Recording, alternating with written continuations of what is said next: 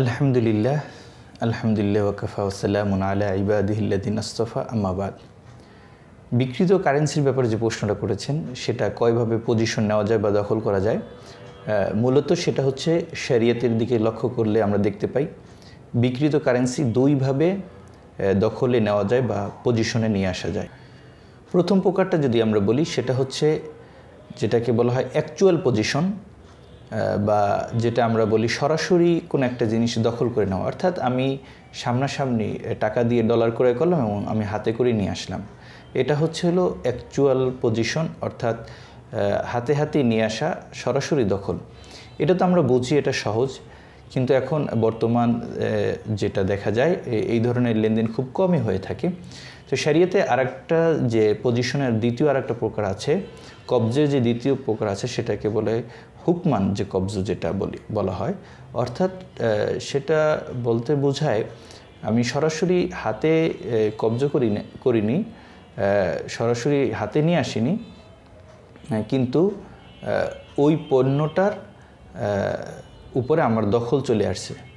সেটা হচ্ছে এভাবে যে আপনি মনে করেন যে আপনাকে একটি চেক দিয়ে দেওয়া হলো, তো সেক্ষেত্রে কিন্তু যদিও আপনার হাতে এখনও টাকা আসে না, চেক আসছে, কিন্তু এর মাধ্যমে আপনি কিন্তু ওই টাকার মালিক হয়ে গেছেন। তো এই যে হুকমান যে বলা হয়, অর্থাৎ সরাসরি না হয়ে কোনো একটা মাধ্যমে তাকে এই টাকার বা এই ডলারের মালিক বানিয়ে দেওয়া, সেটার ক্ষেত্রে প্রথমত লক্ষণীয় হচ্ছে যে অবশ্যই তাকে বিক্রেতা তাকে ওই বিক্রিত যে ডলারগুলো আছে সেগুলোর ব্যবহারের ক্ষেত্রে তাকে সব ধরনের সুযোগ করে দিবে এখানে, যাতে ক্রেতা সে ওই জিনিসটাকে ব্যবহারের ক্ষেত্রে কোনো ধরনের বাধাগ্রস্ত না হয়। যদি এমন হয় যে তাকে একটি চেক দিয়ে দিচ্ছে আর এই চেক দিয়ে সে টাকা তুলে নিয়ে আসতে পারতেছে, যদি এমনই হয় তাহলে সেক্ষেত্রে কিন্তু এটা হুকমান কবজ হয়ে যাবে।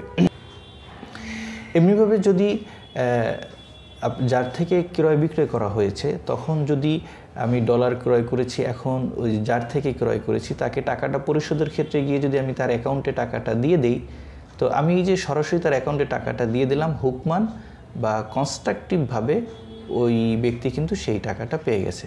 অর্থাৎ এখানে অ্যাকচুয়াল পজিশন হয় নাই, তবে কনস্ট্রাকটিভ পজিশন হয়েছে, সেও টাকাটা পেয়ে গেছে।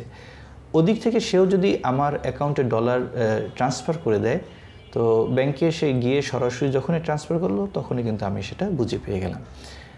এছাড়া যদি লেনদেনটা ব্যাংকের সাথে হয়, তো সেক্ষেত্রে যদি আমার অ্যাকাউন্টে টাকা থাকে আর যদি ব্যাংক আমাকে সেই আমার টাকার বিপরীতে আমার অ্যাকাউন্টে যদি আমার আদেশ অনুযায়ী সেখানে ডলার দিয়ে দেয় বা বিদেশি মুদ্রা ফরেন কারেন্সি দিয়ে দেয়, তাহলে সেক্ষেত্রে কিন্তু আমার অ্যাকাউন্টে ওই টাকাটা ঢোকার সাথে সাথেই সেখানে আমার কবজ বা দখল বা পজিশন, কনস্ট্রাকটিভ পজিশন প্রমাণিত হয়ে যাবে।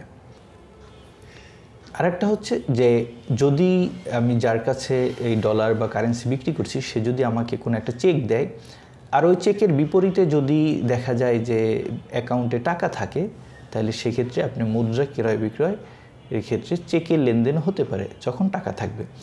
এবং যদি এমন হয় যে ওই চেকে গ্যারান্টি দেওয়া থাকে যে ব্যাংক সে অ্যাকাউন্ট থেকে এই পরিমাণ টাকা প্রদানের জন্য সে ফিক্স করে রেখেছে, এমনও যদি হয়, তাহলে কিন্তু কনস্ট্রাকটিভ পজিশন প্রমাণিত হয়ে যাবে। আশা করি উত্তরটি পেয়ে গেছে।